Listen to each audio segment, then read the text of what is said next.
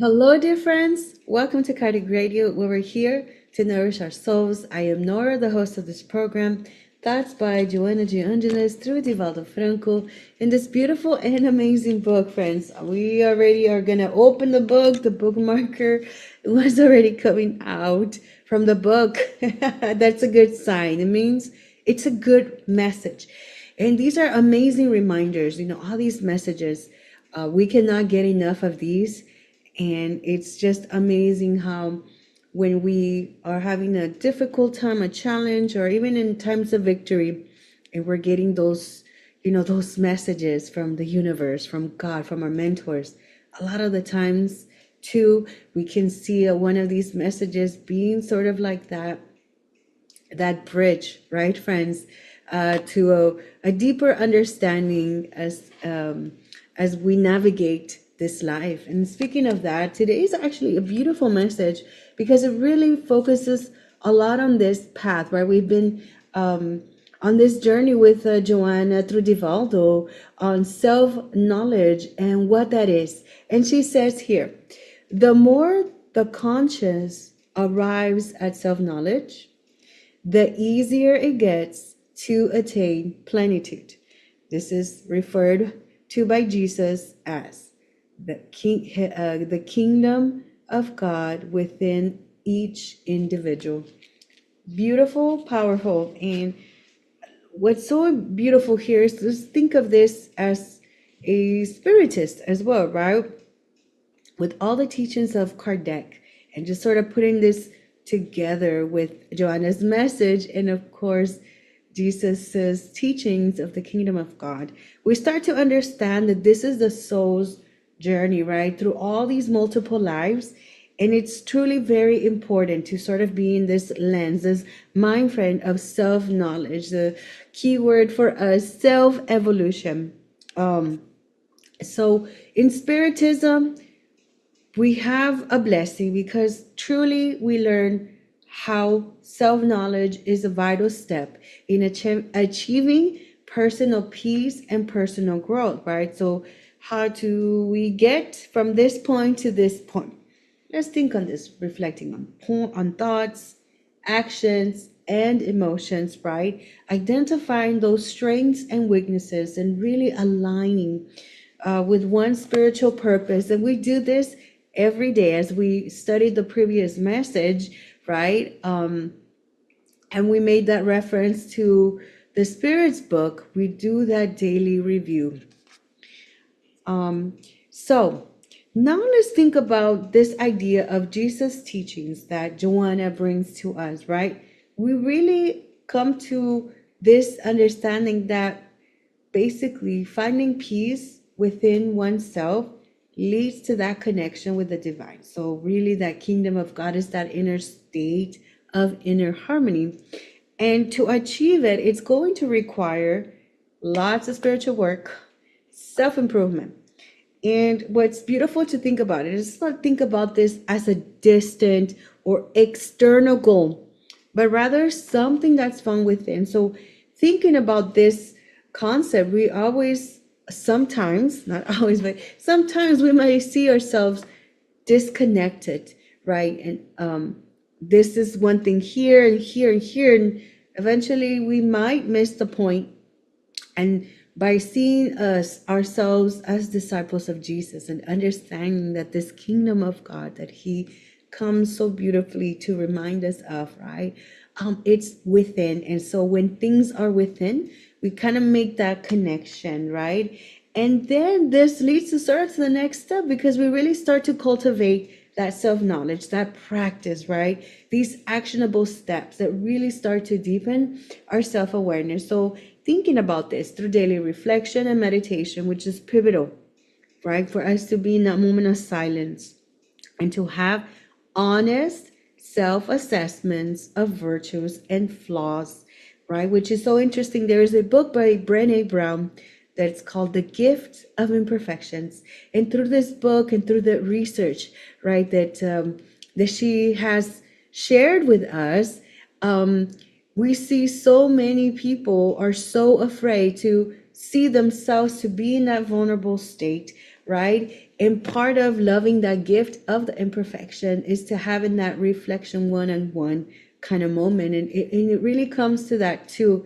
It's not about being a weak spiritist or strong. No, it's about having that habit and that practice to really reflect on ourselves. And it's okay to look at our flaws, right? Because then that's going to give us that, right, that idea for us to move forward. And really thinking about this is not just looking at everything in our life without intention, right? We have to be very intentional in what we are doing. And that's where we think about, we need that spiritual guidance, right? We need to read the Spirit's books, read the Gospels, study all the other different types of books in Spiritism. We need to be in prayer. We need to be part of a community, right? Constantly being in this vibration in order for us to really cultivate that self-knowledge and with everything that comes with it, dear friends. So,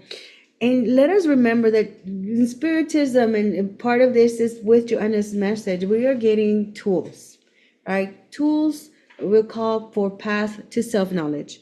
So when we're studying the spiritual literature, when we're engaging with the teachings and in our communities, right?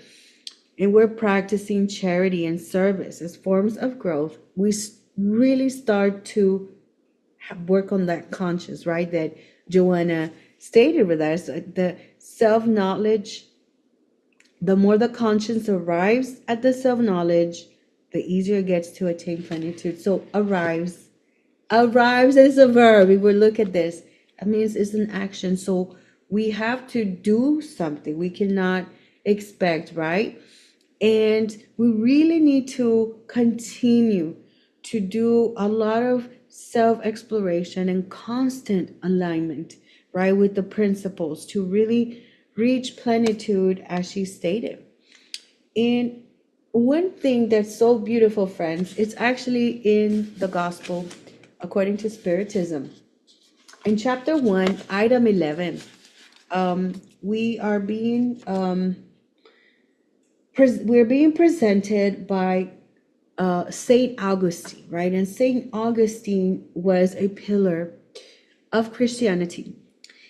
And it is in the comments that we get a picture of what it means to have self-awareness, what it means to be in that Christ conscious mindset, that kingdom of God, right, through Jesus' teachings, friends. So let us listen to this really quick.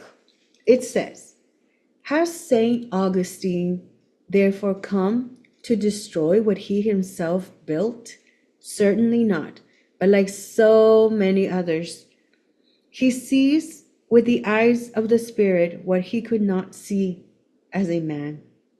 His unconstrained soul sees a new light and understands what it could not understand before. New ideas have revealed to him the true meaning of certain words. While on earth, he judged matters according to the knowledge he possessed. But when a new light showed upon him, he was able to judge things more wholesomely. It was thus, right, that he had to change his mind.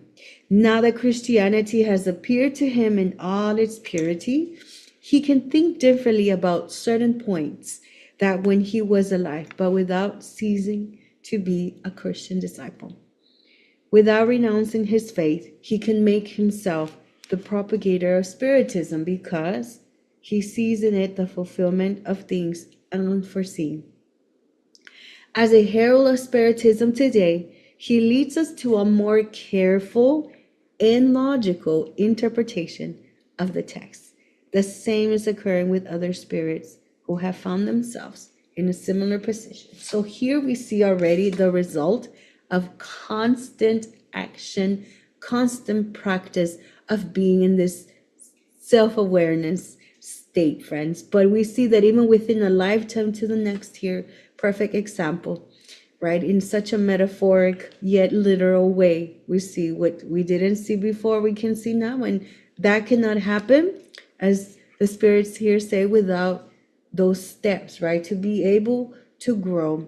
And so our journey will start today, friends. It's already started. It starts today. There's no beginning, middle, end. It really is that choice that we make today. So let's be encouraged, right? Let's keep on and let's keep practicing self-reflection and self-development.